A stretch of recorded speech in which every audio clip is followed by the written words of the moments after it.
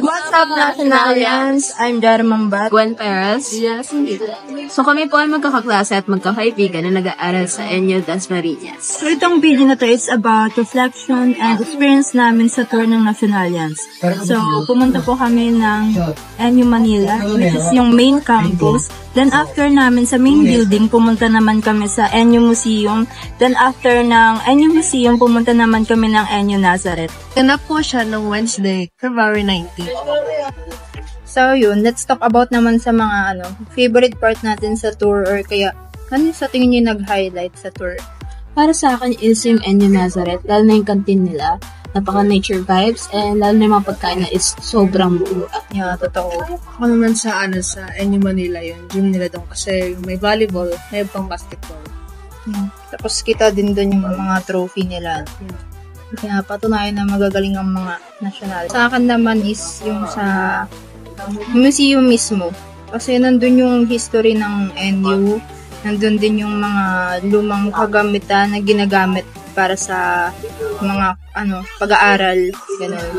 So may kita mo dun kung saan talaga nagsimula lahat-lahat yung history natin. So ayun. Tapos din, favorite ko din yung dun, structure.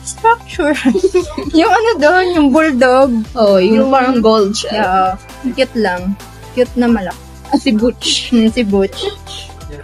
So yung pinaka-exhibit talaga, mapapansin mo din yung ganun sila ka-welcome sa atin. Lalo na yung mga tour guide natin, tapos yung mga volunteer ushers na nagmula sa mga iba't ibang department, ganun, course, ganun. So, ang natatandaan ko dun si Ate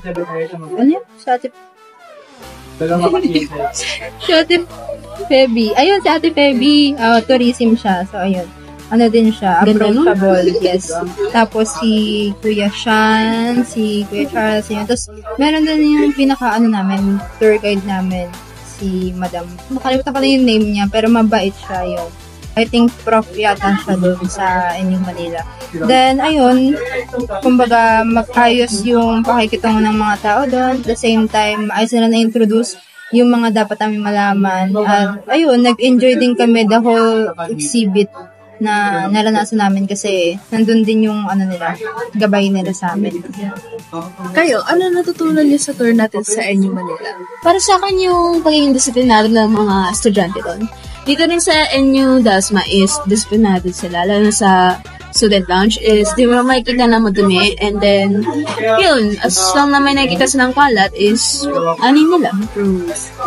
Sa akin naman siguro yung pagiging nila, focus sa ACADS. Kasi ko din nakita ko doon. Although, may mga natutunan din ako sa museum na, kumbaga, yung ideology ni Don Mariano is galing para sa kay Jose Rizal, ganyan.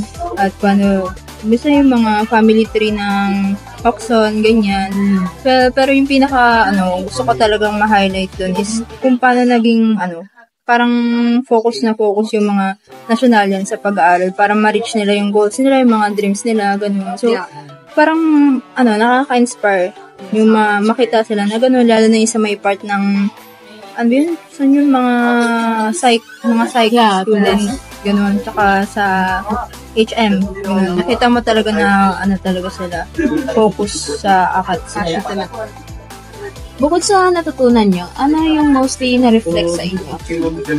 Sa akin, nag-reflect talaga sa akin dun yung part ni Don Mariano, yung pagiging resilience. Parang hindi lang siya, kumbaga, parang inaano niya na dapat pati yung mga estudyante ng National University is magkaroon tayo ng resilience na hindi tayo dapat basta-basta suko porket may mga hardship tayo sa buhay is dapat kailangan natin mag-bounce back dun sa mga problema na yun. At ayun, kailangan natin na magkaroon tayo ng tiwala sa sarili natin.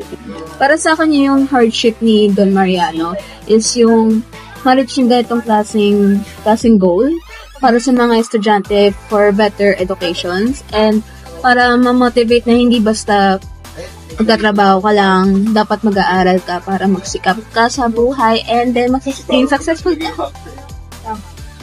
Ang reflection ko is dapat motivated and consistent ka sa goal mo dahil darating ang panahon na pagpa-payback din sa'yo lahat ng hard work mo at yung pagtitiyaga mo. Tulad lang din ng mga sinabi ni Ate D at Ate Gwen.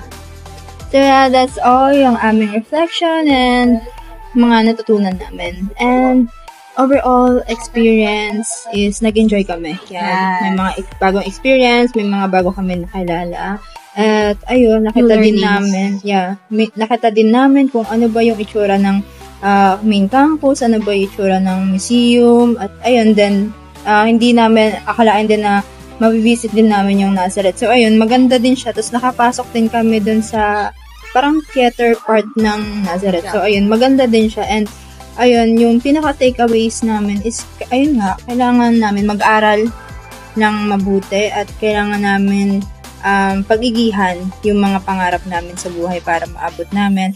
And ayun guys, so ina-encourage namin kayo kung gusto nyong i-visit ang NU Manila at NU Museum is free kayo na pumunta doon. Basta magsabi lang kayo na gusto nyong makita at gusto nyong Experience. Gusto nyong i-visit yung campus at saka yung museum. At mababait yung mga staff doon at i-assist talaga nila kayo. So, ayun. Bye!